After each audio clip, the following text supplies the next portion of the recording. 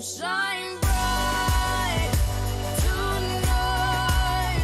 You and I were beautiful like diamonds in the sky. Et ça vous fait rire quand on dit un artiste voyant? Ben oui, parce que Bah oui. c'est le Diamantaire. C'est Et le Diamantaire.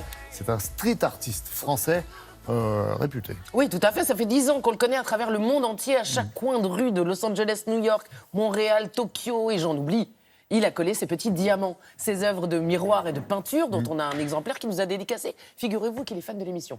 C'est vrai ça, je dirais. Absolument. D'ailleurs, il est tout à fait réveillé. Et là, pour nous écouter, donc, je continue. Comme beaucoup de ses compères, il est sorti de la rue, même s'il continue d'y balader régulièrement, pour entrer dans les galeries. C'est-à-dire qu'il travaille. Pour entrer dans les galeries et quelquefois aussi pour répondre à des appels d'offres et de projets plus importants, comme cette exposition qui a lieu en ce moment à Paris jusqu'au 5 janvier, pour laquelle il a créé des pièces tout à fait exceptionnelle et particulière pour ce lieu que j'ai découvert pour l'occasion, c'est la chapelle expiatoire de Paris.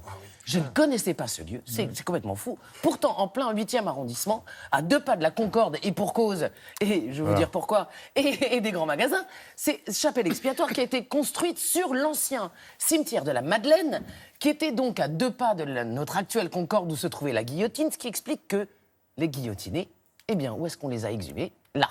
Inhumés, pardon, là. Et donc voilà, dont Marie-Antoinette et Louis XVI, jusqu'à ce qu'ils déménagent à la basilique Saint-Denis. Je parle sous le contrôle, ô combien autoritaire, Du professeur. du professeur Jassal. Donc voilà, un lieu complètement emblématique, très fort, à l'architecture très surprenante, qui a réouvert ses portes au public et aux artistes il y a très peu de temps. Très très bonne idée du centre des monuments nationaux. Et on va dans les coulisses, ça vous dit? On va d'abord dans l'atelier du Diamantaire, dans le 20e à Paris, puis à la chapelle expiatoire de Paris.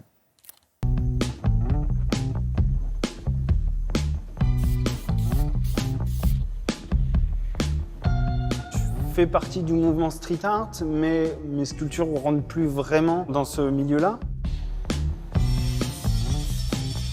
Mon premier métier, c'est métallier, donc pour créer les sculptures, je crée une structure en acier, de tôle d'acier, après que je viens recouvrir de miroirs argent que je trouve dans la rue ou du miroir coloré.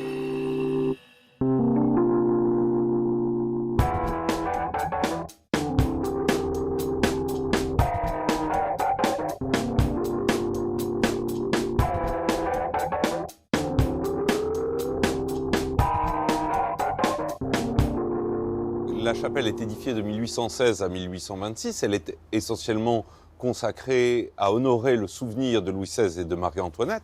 Mais dès la Restauration, on suggère d'y exposer des artistes en rapport évidemment avec le thème et le monument. En réouvrant la chapelle expiatoire au public à partir de 2013, j'ai souhaité également inviter des artistes qui y présentent l'art de leur temps. Nous avons tout de suite été séduits par l'œuvre du Diamantaire. Elle est extrêmement esthétique et extrêmement rigoureuse, comme l'architecture de ce monument, l'architecture de Pierre-François Léonard Fontaine. La pièce au centre, en fait, j'ai repris la marqueterie au sol pour créer un volume et venir sublimer la coupole au sol et venir tout déstructurer pour créer une nouvelle lecture du lieu. Moi, ce que je voulais ici, c'est que ça soit ludique, que les gens vraiment s'amusent et partagent en fait. On a le diamantoscope à l'entrée, on a un autre diamantoscope en bas et l'idée, c'est que les gens se prennent en photo et jouent avec les œuvres.